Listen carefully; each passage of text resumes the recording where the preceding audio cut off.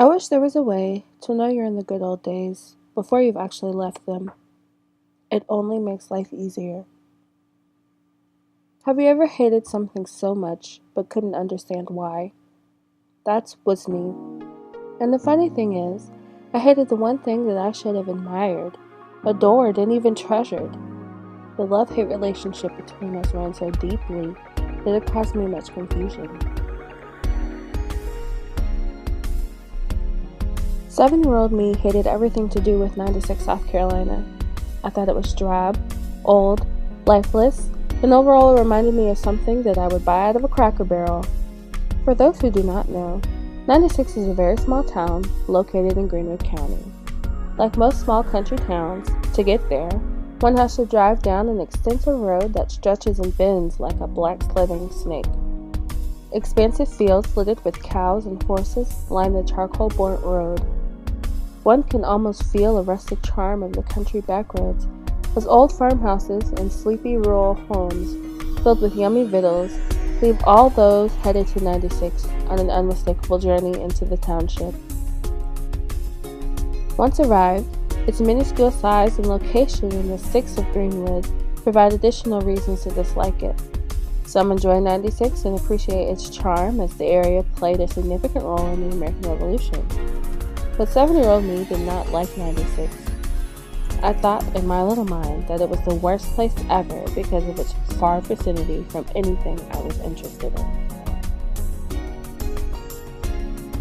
Now that I am older, and I have matured into an adult, I realize that the town composed of 2 stoplights, the town covered in kudzu, the town engulfed in tradition, yes, this town of 96, that I spent so much time dreading, turned out to be one that meant very much to me.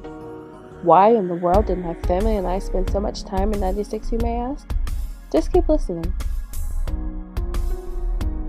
My grandmother, Emily, was born and raised in Greenwood County, and my grandfather, Bobby, was born and raised in Abbeville County.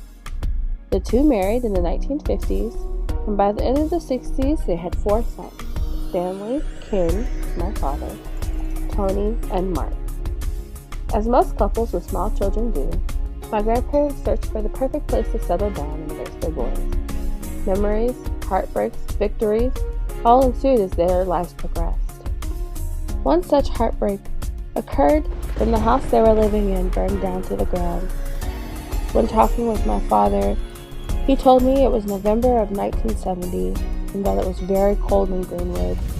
Neighbors and close family friends joined together to fight the fire and to help save all the valuables in the house. As was thought then, furniture, family heirlooms, and other household trinkets were more important than that of family photos. Because of the fire, my grandparents lost all of the baby pictures and old family pictures in their possession, and my grandmother now has no pictures of her young sons. In addition to stories that I heard growing up, including the one about the fire, I heard countless others about my father and the various mysteries he and his brothers involved themselves in while children in 96. Last semester, I took a history class and was given the opportunity to research information about both the upstate of South Carolina and about my family.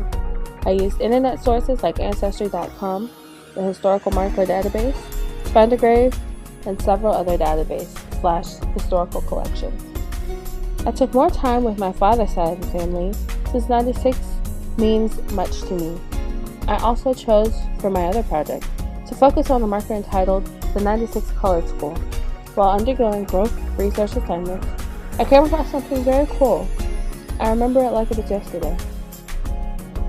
While conducting the proper steps to search information on Ancestry.com, I plugged in the names of some of my family members on the side of my father's family to see what I came up with.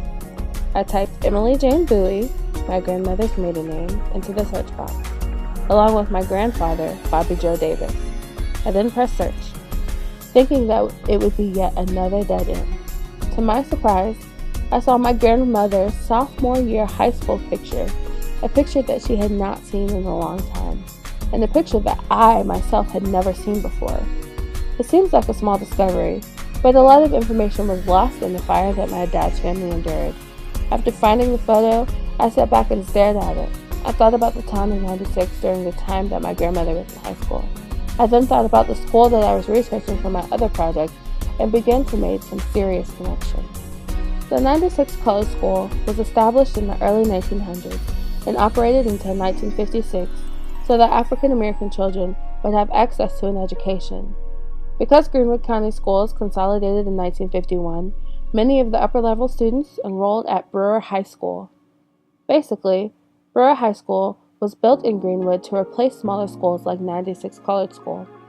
Overall, there is a very strong possibility that my grandmother's older siblings might have attended '96 Colored School. I do not know this for sure, as she had several brothers and sisters, but I have a strong inkling that it is true. Being able to share her yearbook picture with her was a truly rewarding experience. She literally jumped for joy. In addition to finding my grandmother's yearbook picture, my research on Ancestry.com also led me to discover several government censuses that confirm my paternal family's historical existence in the upstate of South Carolina.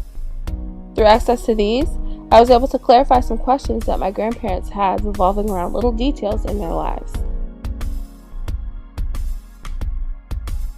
For instance, my grandfather had an older brother who died when he was very little.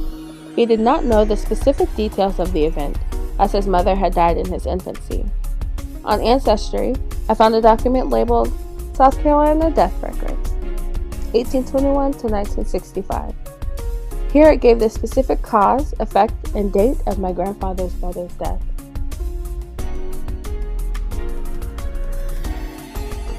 My story is not adventurous, nor is it attractive. It is generic, real, and historically based. My grandmother loved each and every project that I completed, and she was very happy to find out more information about her life. She still has a little blue binder that contains both completed projects. Family is not an important thing. It's everything. This is a lesson that I've learned. 7-year-old me should have realized this when I had the chance.